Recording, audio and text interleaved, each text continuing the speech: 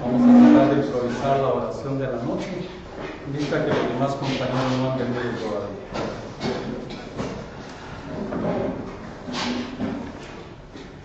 Nos ponemos en presencia del Señor, sobre todo poniendo en blanco nuestra mente y pensando en el Señor que todo lo sabe y todo lo ve.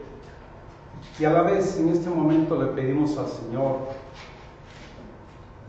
que bendiga a este grupo de hermanos que luchan por aprender cada día lo que es la palabra divina y sabia de Él.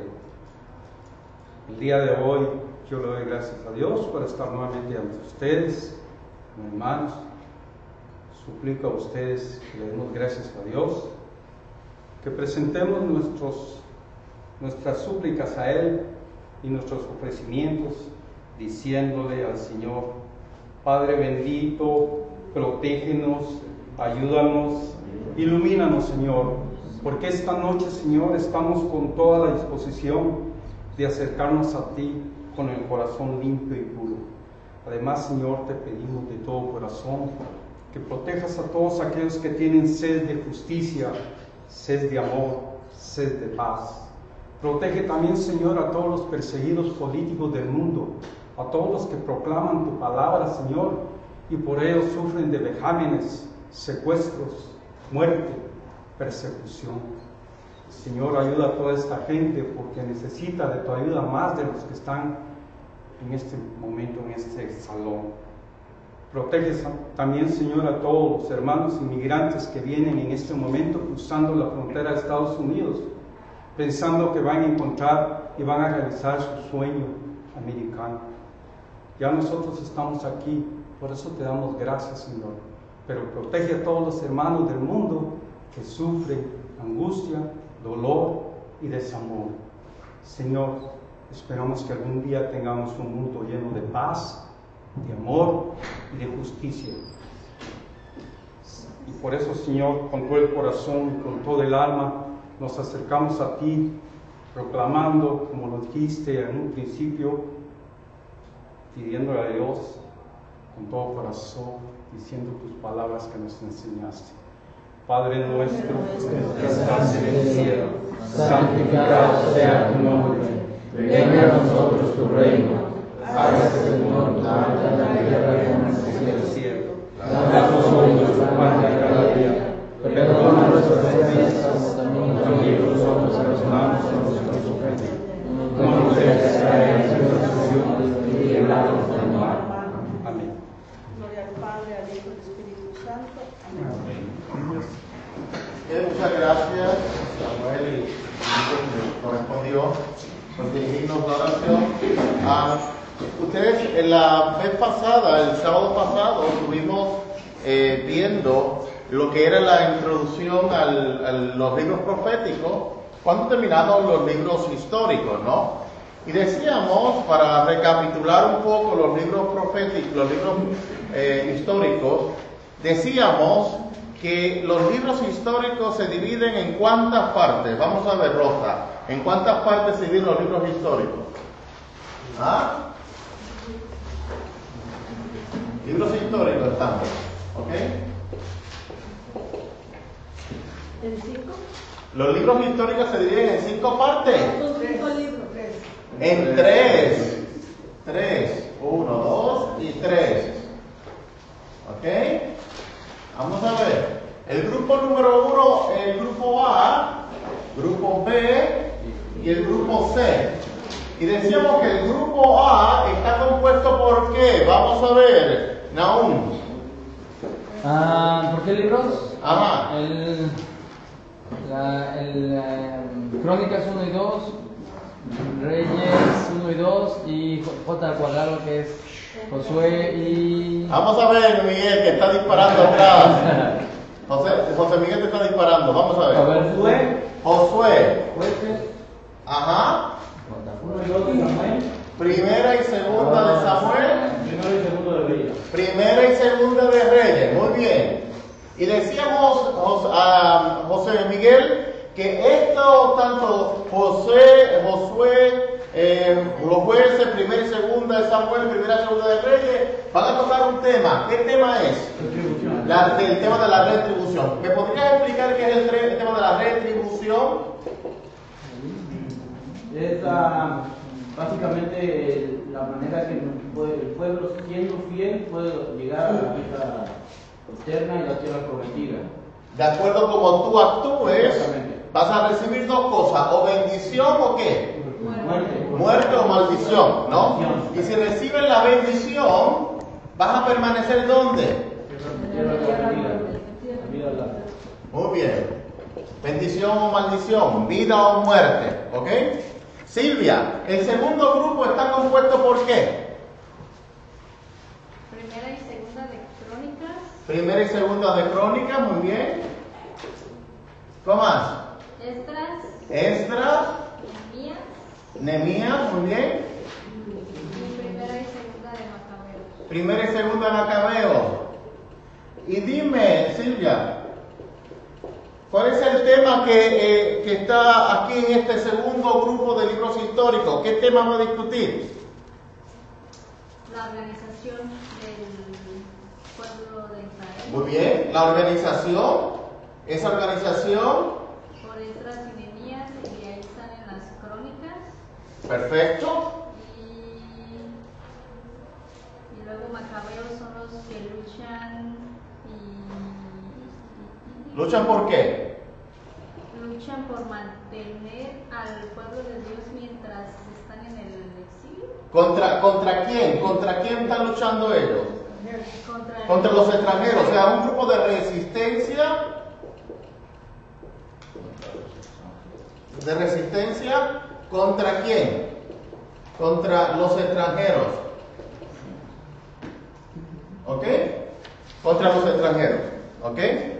Y hablábamos, veíamos cómo cada uno de ellos, su misión primordial era mantenerle. Decíamos, Silvia, que este grupo, el grupo número A, es un grupo preexílico, postexílico o exílico. Preexílico, muy bien. ¿Qué significa preexílico, Silvia? Antes del exilio. Antes del exilio. Era un tratar. Prevención a mantenerlos ahí. Muy bien. ¿Estamos claros? Verónica, ¿cuál es el tercer grupo, Verónica? Ruth, Ajá. Tobías Tobías. y Esther. ¿Nada más? Judith y Esther. Judith y Esther. Entonces, decíamos que Ruth y Tobías representaban ¿qué? Un modelo personal. ¿Una qué? Un modelo personal. Un modelo de seguimiento de fe, pero personal. Muy bien. ¿Y Judith y Esther? Una fe nacional. ¿Cómo vivir la fe de forma nacional? ¿Qué significa nacional? En comunidad. Para todos, ¿ok? Bien. Ante eso trabajábamos, decíamos básicamente que cada uno de ellos, estos libros, ¿cuántos libros en total son? ¿Cuántos libros históricos? 16 libros históricos tenemos, ¿no? 16 libros históricos, ¿ok? Veíamos algunos de los libros históricos que ustedes desarrollaron en clase y veíamos cómo cada uno de esos libros tenía una influencia muy importante. Dudas, preguntas sobre este material. Vamos a ver. ¿Está claro? Bien. Si está claro, vamos entonces, luego que decíamos eso, entramos al tema del profetismo, ¿no? Y empezamos a definir lo que era el profetismo. Por lo tanto, decíamos, Mateo, teníamos dos formas de ver el profetismo. ¿De qué forma? Vamos a buscar la definición de profeta. ¿Cuál es la definición de profeta en hebreo? ¿Qué es? En hebreo En hebreo es Naví. Naví. Ajá. significa el llamado. Profeta.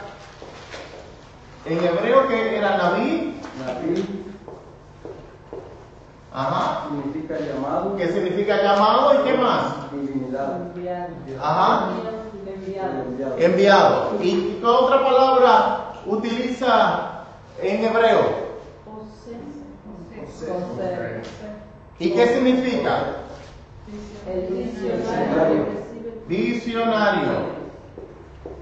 Por lo tanto, ¿qué estamos hablando? Enviado, llamado, Conocer la voluntad de Dios. llamado. Por lo tanto, ¿qué estamos diciendo? ¿Cuál es la definición que da en hebreo de un profeta? Llamado por Dios. Es aquel que es llamado. ¿Llamado por quién? Por la divinidad, por Dios. Por Dios. A un fin específico, ¿no? A un fin específico. Para conocer tu voluntad. Para conocer su voluntad. Perfecto. Muy bien. Entonces veíamos entonces la otra expresión. Profetés. Profeta. Y decíamos que el profeta tenía, en griego tenía dos divisiones. ¿Cuáles eran? Pro. Que era qué? En lugar En lugar o delante de.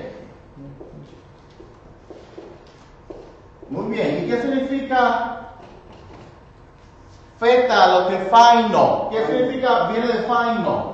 Faino. ¿Qué significa faino? que habla en nombre de Dios. Hablar, ¿no? Hablar. Entonces, cuando juntamos las dos palabras, en lugar de, delante de, aquella persona que habla delante de la comunidad o habla en lugar de la divinidad, ¿no? Por lo tanto, ¿qué decíamos que era profeta en términos bíblicos en el Antiguo Testamento, utilizando estas dos expresiones, tanto la hebrea como la griega? ¿Qué era el profeta? El que habla en nombre de Dios. El que habla de Dios delante de la comunidad, o el que habla en lugar de Dios ante la comunidad, ¿ok? ¿Qué no era? Decíamos que no era un profeta, que se excluye dentro de la definición de profeta. José Miguel. El que habla antes de Dios. El que habla antes de Dios, eso no es profeta, ¿ok? ¿Estamos claros? ¿Sí o no? Sí. No era cuestión de adivinar, no era de adivinaciones, ¿ok? Teniendo esto claro, entonces damos un tercer paso, terminando esto, y hago este resumen para que veamos, nos pongamos en contacto con lo que dimos el sábado, ¿no? Todo esto que caminamos el sábado. Entonces dimos un paso y decíamos que entonces bíblicamente tenemos unos profetas que se conocen profetas mayores y menores. ¿Estamos claros ahí, no? ¿Y por qué llamábamos profetas mayores? Según el tamaño de sus libros. Por el tamaño, por el volumen, ¿no? De sus escritos, el volumen, ¿no? El volumen de los escritos que aparecen, ¿ok? Y por lo tanto, los menores, decíamos menores, ¿por qué? Porque eran más cortos, ¿no? Más cortos. Te pregunto, extensos, son más extensos, más cortos. Pregunto, Olivia, ¿estamos hablando de que los menores son menos importantes que los mayores? No, ¿verdad que no? ¿Cuáles son más importantes?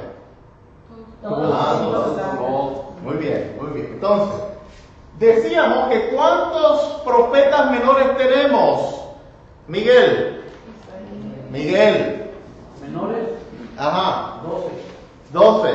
El otro Miguel. ¿Cuántos tenemos? Menores, ¿Cuántos menores tenemos? La verdad no sé.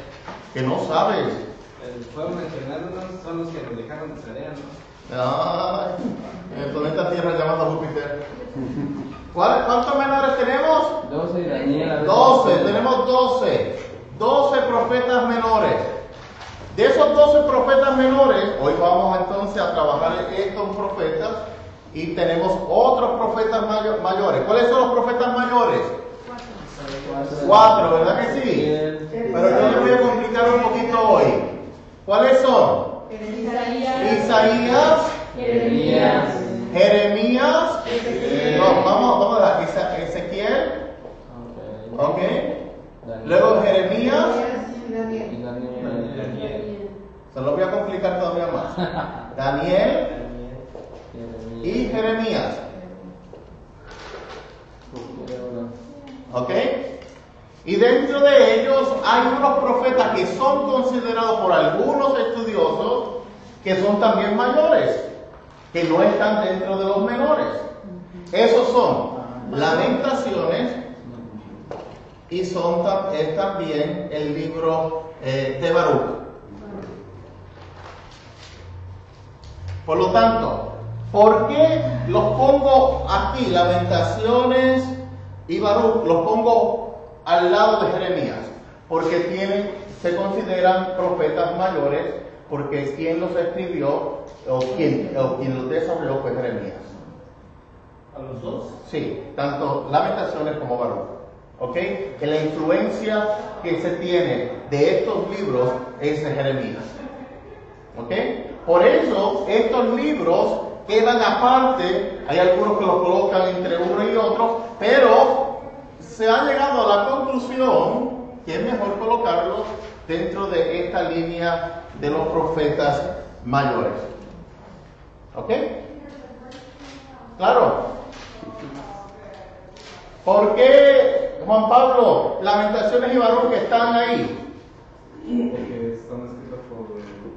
Tienen la influencia del profeta Jeremías en sus escritos, en su contenido, en sus temas. Parece ser que fueron desarrollados según la corriente de Jeremías. ¿Estamos claros? Ok, lo vamos a ver más adelante. Bien, entonces, los profetas que son, los profetas menores, vamos a dividirlos en tres momentos. El A, el B y el C. ¿Ok? Esos tres momentos. Yo tengo una pregunta. Dígame. Eso ya vamos adelante. Pero estaba pensando que al principio, en el Pentateuco, Dios se comunica al hombre directamente. Entonces ahorita estamos pasando a los profetas, ¿verdad? Entonces estamos hablando de que Dios se comunica a las personas para dejar el mensaje. Entonces, así no, ¿por qué hizo esa conversión? Si antes él habló directamente con Moisés, ¿por qué ahora está haciendo ese cambio? ¿Quién le quisiera contestar después de haber hecho el Pentateuco a nuestra hermana Verónica en relación a por qué ahora Dios utiliza el profetismo, lo que es profetismo, para poder hablarle al hombre y no lo hace cara a cara, momento a momento con él? Vamos a ver, Samuel. Yo creo que al principio en el Pentateuco Yahvé habló a los profetas directamente, pero en este momento a los profetas menores y mayores utiliza a los profetas la inspiración para que ellos se comuniquen al pueblo. ¿Pero por qué? La pregunta de Verónica es muy interesante. ¿Es por qué? Dios podía haber hecho, decirle, voy a hablarle directamente a Verónica, directamente, no tener que utilizar un pelagato para que esté por ahí, ¿no? Pues es un nombre, ¿no? Vamos a ver, alguien aquí atrás, Miguel, Miguel, sí, dime. Porque, ¿cómo se llama? El pueblo se está porque el pueblo se había desviado, tenía muchos, ¿cómo se llama? Ahí, Silvia. La desobediencia alcanzada justamente en el principio. ¿Quién rompió la comunicación de Dios con Dios? Justamente. Por lo tanto, Dios quiere salvar, tiene un plan, pero lo tiene que hacer a través de ¿quién? de las personas que puedan hablar delante de o en lugar de. Y eso es justamente lo que estamos hablando. El profetismo es un canal, como lo utilizó después de la desobediencia que viene. Viene la época patriarcal. Viene Moisés. Viene la línea de Aarón. Viene la poder comunicarse con el hombre, con la mujer, pero lo tiene que hacer a través para darle un seguimiento, un liderazgo. Porque ya sabe que solo no ha podido hacerlo. ¿Qué le pasó cuando Dios lo hizo en el paraíso? Dejó al hombre a su libertad para que él usara, ministrara todo. ¿Qué pasó? ¿Qué hizo? También puede ser de que ya en el Pentateuco ya dejó sus leyes y sus normas, ahora nada más quería personas que pusieran, que las dieran a entender que... Bueno, sin duda alguna, hay un liderazgo porque hay una estructura establecida, ¿no? Pero también el profetismo viene a poner en contexto la voluntad de Dios. Y es la seguridad, o sea, si tú sabes que tú tienes que cumplir una misión, ¿no?, específica, tú vas a poner, digamos, ¿no?, yo soy una persona sumamente irresponsable, todo el tiempo estoy haciendo las cosas mal, ¿no? Tú lo conoces, llevas años conociendo al padre David y sabes que si le dices algo, él no lo va a hacer, ¿no? Y lo hace, pero lo hace tarde siempre, ¿no? Y tienes a tu esposo Nahum, ¿no?, que es una persona que tú te casaste con él porque es un hombre tan perfeccionista y que todo lo hace con detalle y detalle y detalle, ¿no? Y si tú tienes que hacer una tarea que la tienes que entregar para tu examen final de ILP, ¿no?, ¿vas a pedir la ayuda del padre David o la de Nahum? ¿Verdad? Porque él sabe que te aseguro de que dónde va a llegar, ¿no? Ponlo desde ese punto de vista y vas a poder entender la línea profética en muchas... Yo estaba pensando que era por el aumento de la población. De repente hubo así como ya no se podía tener un control, entonces... Bueno, el pueblo había crecido, pero para eso tenían los jueces. Y fue establecida los jueces, la línea de los jueces. Lo estudiamos eso. ¿Y Moisés es considerado un profeta? Más que un profeta. ¿Cuál fue el problema de Moisés? ¿Cuál fue el problema de Moisés con Miriam y Aarón? La murmuración. Y la molestia que tuvo Yahvé Dios con Aarón y con Miriam es que hablaron de Moisés, y Moisés, un profeta como Moisés, era que hablaba cara a cara, estaba cerca de Dios. Por eso hablamos luego en el Nuevo Testamento, cuando ustedes hagan el Nuevo Testamento, esperemos en Dios que su profesor haga la hilación del nuevo Moisés, que es Jesús. Que es Jesús, ¿ok? Pero no quiero tocar allá porque no corresponde a este momento. Una pregunta, ¿todos los profetas o la mayoría de ellos tenían la gracia de escuchar a Dios por su propia voz, ¿verdad? ¿Cómo hablábamos que podía ser? Puede ser a través de visiones, podría ser de los sentidos, podría ser, o específicamente, depende, vamos a verlos hoy, ustedes tocan. Eso les toca a ustedes hoy, la presentación que van a hacer en unos minutos, ¿ok? Cada uno hizo una forma específica, un diálogo con Dios, una comunicación. ¿Cómo lo hizo? Usted lo va a establecer, ¿ok? Bien, decíamos, estamos aquí por mensaje profeta menor. En los profetas menores tenemos el primer grupo. Vamos a ver, el primer grupo son de 3 personas, y esos son Oseas, Joel y Amós. A este primer grupo se le conoce como los profetas de la profecía temprana.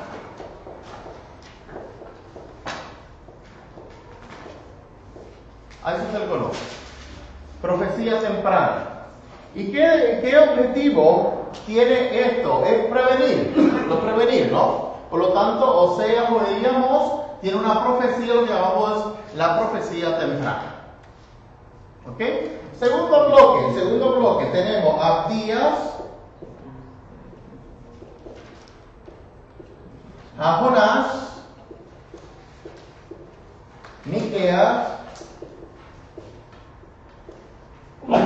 Nahum, Habacuc y Sofonías. A eso fueron profecías hechas a Judá y a los gentiles. ¿Ok?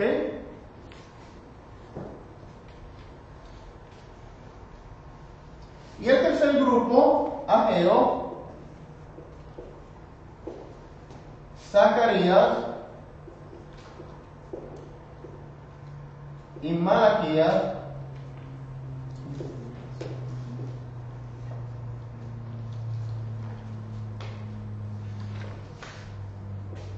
fueron después del exilio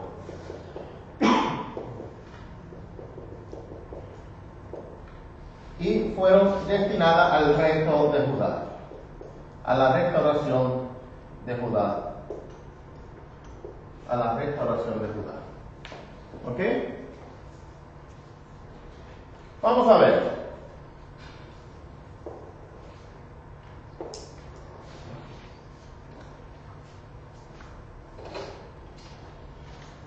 Importante comprender esta línea porque como son 12, a veces yo quisiera que ustedes lo vieran por estos bloques. Estos bloques nos van a ayudar a nosotros. Y así yo quiero que hoy hagamos la presentación. ¿Ok?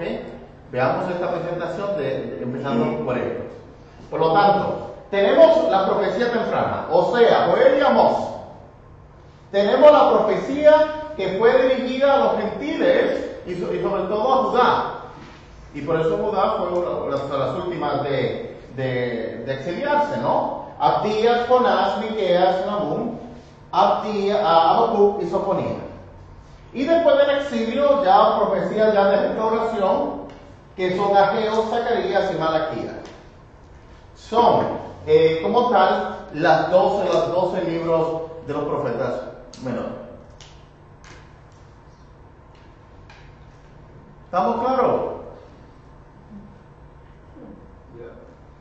Bueno, hay que decir, padre, pero ahora hay que entenderlo. ¿Cómo será? ¿Sí o no? Sí. Y en las citaciones y Baruch, cuando los consideran como menores, ¿dónde los colocan? Lo que pasa es por eso mismo te estoy diciendo, no son menores.